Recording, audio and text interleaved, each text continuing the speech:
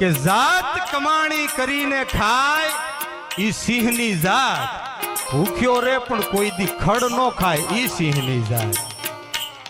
અરે મર્યા પછીનો માલ તો ગોલણ ગાડા ભરે.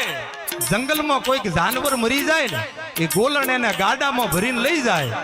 મર્યા પછીનો માલ તો ગોલણ ગાડા ભરે, પણ જીવતા જેત જેનું બાવડું નો જલાય ને ઈ સિંહની જાય. અને એક જંગલમાં એક ખળ ખળ ખળ ખળ ખળ કરતી નદી વહી જાય.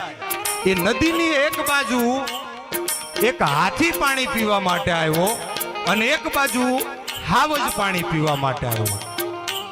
એક કાંઠે હાવજ પાણી પીવે અને એક કાંઠે હાથી પાણી પીવે. હાથી પાણી પીતા પીતા હાવજ એટલે સિંહને જોયો અને આમ મોઢું ઊંચું કરી અને હાવજને હાથી કહે છે હો કે મહારાજા. અને હાવજે કહેવાળી ઊંચી કરી ત્યાં તો હાથી બોલ્યો કે ભલા માણા તમે વનરાજ છો તો હું એ ગજરાજ છું. હું કાંઈ તમારાથી ઓછો નથી. સાંભળજો, વાત નાની છે પણ બહુ સમજવા જેવી. કે તમે વનરાજ છો તો હું એ ગજરાજ છું. હાવજ કે હશે.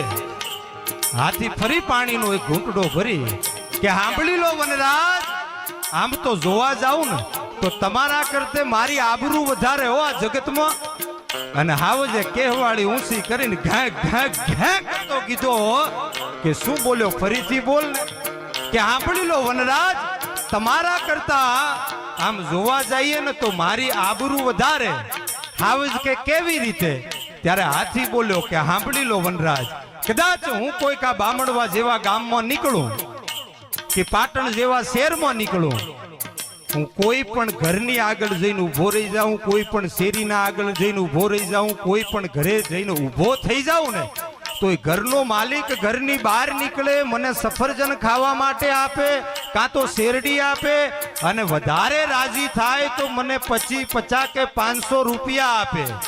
હું મારું પોતાનું પેટ તો ભરું, પણ એ જે પૈસા આવે ને એ બધાય પૈસા મારી ઉપર બેઠેલા મહાવતને આપી દઉં. મારું પેટ ભરું ને મારી ઉપર બેઠેલા મહાવતનું પેટ ભરું, એટલા માટે મારી આબરૂ વધારે.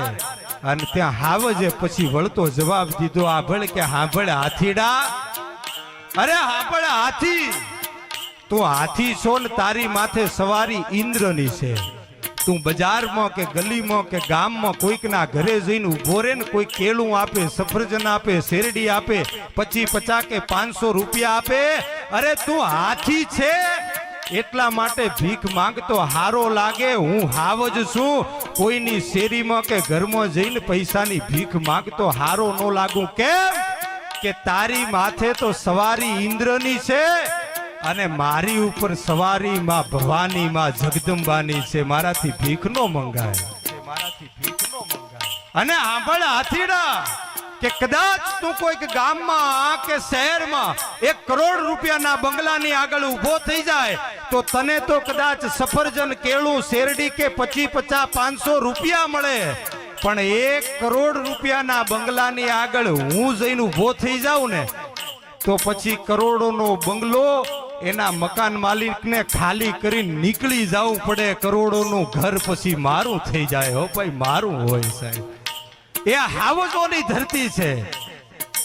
શબ્દ એક શોધું ને આખી સંહિતા નીકળે, કૂવો જ્યાં ખોદું ત્યાં આખી સરિતા નીકળે. અજબ તાસીરની ધરતી છે આ, કે મહાભારત વાવો અને ગીતા નીકળે.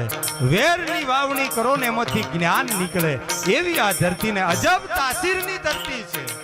હજુ પણ જનક જેવા આવીને જો અહીંયા હળ હાંકે ને તો આ ધરતીમાંથી સીતા નીકળે.